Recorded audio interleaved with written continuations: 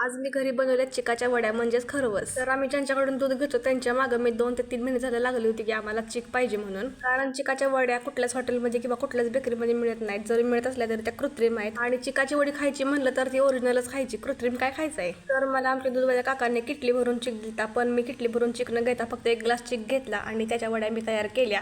तर आता तुम्हाला प्रमाण सांगते. मी पहिला भांड्यामध्ये साखर घेतली, नंतर 1 ग्लास चिक होता तो चिक त्यामध्ये टाकला आणि 1.5 ग्लास त्यामध्ये कच्चं दूध घातलं. नंतर साखर विरघळली दुधामध्ये सगळी. ती साखर सगळी विरघळून झाली की त्यामध्ये वेलदोड्याची पूड टाकली मी चवीनुसार. आता तुम्ही साखर त्या चवीनुसार टाकू शकताय. मी थोडी कमी टाकली होती साखर. आता सगळं मिश्रण एकत्र करून आहे ना मी कुकरला लावलं आणि कुकरला 4 शिट्ट्या करून घेतल्या. आपण भात करतो तसा शिजवून घ्यायचा हा चिक. पण मी चिक शिजत घालते तो पण गोलून इकडे कारभार काय करून ठेवलं होतं बघा. आता कुकरच्या शिट्ट्या झाल्या, नंतर कुकर गार झाला. आता मी चिक तुम्हाला बाहेर काढून दाखवते. तर एकदम टेक्स्चर भारी आलं होतं चिकाचं. आता ही चिकाची वडी करायची माझी पद्धत आहे. तुमची पद्धत कशी आहे मला कमेंट करून सांगा. उगाच माझ्या व्हिडिओला नावं ठेवत बसू नका.